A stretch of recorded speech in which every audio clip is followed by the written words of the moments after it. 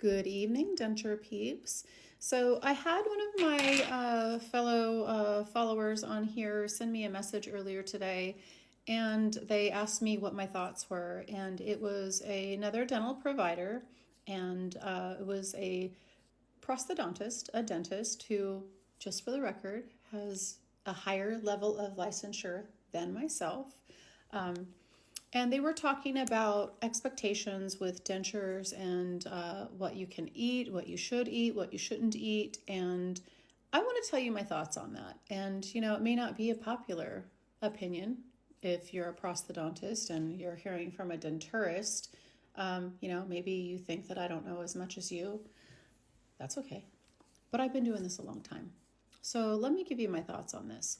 The stats that this provider was giving was that dentures only have 20% of bite force as your natural teeth. And, that's fairly accurate. And that's what the dental schools, teach. I tell my patients, dentures are only 25% as effective as natural teeth in chewing your food. So very similar stats there. But let me just clarify that number for you as far as my opinion and what I am telling my patients, my expert opinion. If you had perfect teeth and you had all of your teeth and you were chewing perfectly fine, dentures are, 25% as effective as the best case scenario. So when a denture patient is, or when a patient is ready for dentures, they're not at the best case scenario. They are usually having terrible dental pain, and they are usually missing some teeth already, or they're having heat sensitivity, cold sensitivity, sweets sensitivity. They're usually in a pretty miserable situation, and that is why they're ready to go get dentures. So I want to just point that out, that when this prosthodontist, I can't speak for him, but he's saying 20% bite force, I say you're 25% as effective as natural teeth, but best case scenario. So if you were perfect at a 100%, perfect, no pain, no problems, you had all your teeth, everything was perfectly fine, and you had dentures, you're going to be at 25% as effective as perfection, okay? And keep in mind that every single patient is different.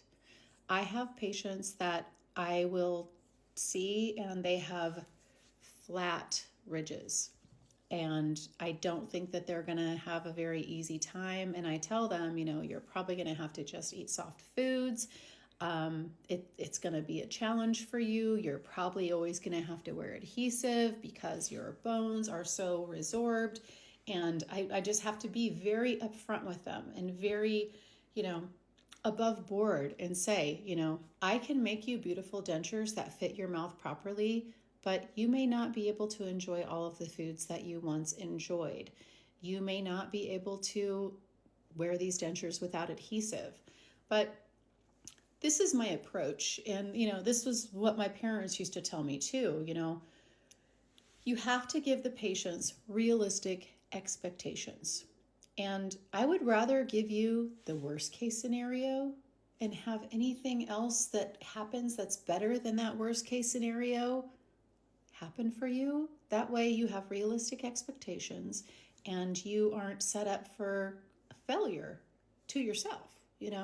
If I tell you, oh yeah, I'm going to make you dentures, they're going to fit perfectly, they're going to chew perfectly, you're going to be able to eat anything you want, and everything's going to be perfect. And then when you have challenges, you're going to be so lost.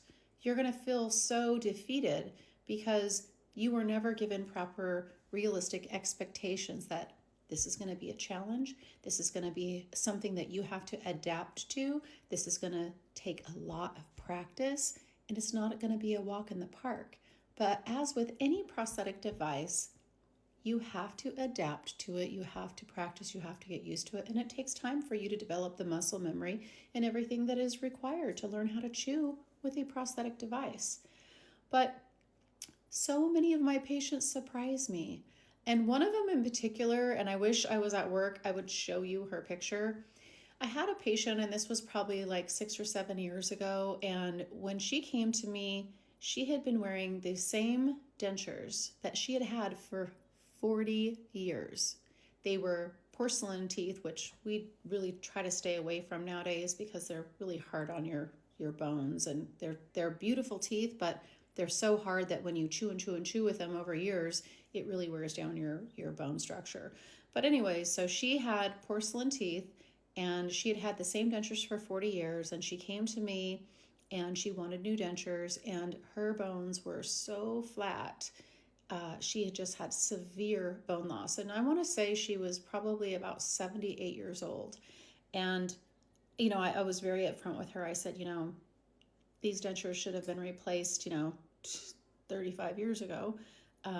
Your bone is very resorbed, and you have used these for so long. It's going to be so hard on you to get used to a very new prosthetic device after you're so used to these, even though they were ill-fitting, even though they were worn down, and it was like an old pair of shoes. She could wear them even though they were, by that time, 10 sizes too big.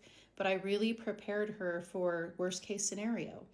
And I want to say it was about 3 weeks after we gave her new dentures, she brought in photographs of her eating corn on the cob.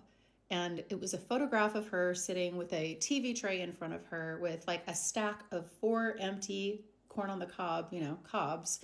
And she said, I wanted to bring this to you. I wanted to show you. I have not been able to eat corn on the cob in like 35 years. This was the first time that I was able to eat corn on the cob. And I was gobsmacked because I would never have guessed that she would be able to eat anything like that with her new dentures, with zero ridge, with zero, hopefulness in my book. I thought she was going to be eating applesauce and mashed potatoes and pudding for the rest of her life. So I'm saying this and telling you this story because every patient is so different. And it is not a walk in the park, but it takes practice, it takes commitment. But when you hear numbers like that, please don't be discouraged. When you hear people say, oh, your quality of life is going to suffer, dentures are not easy. It's a huge step, and they're not something that I would ever suggest for anybody who didn't have any other choice because they are a prosthetic device.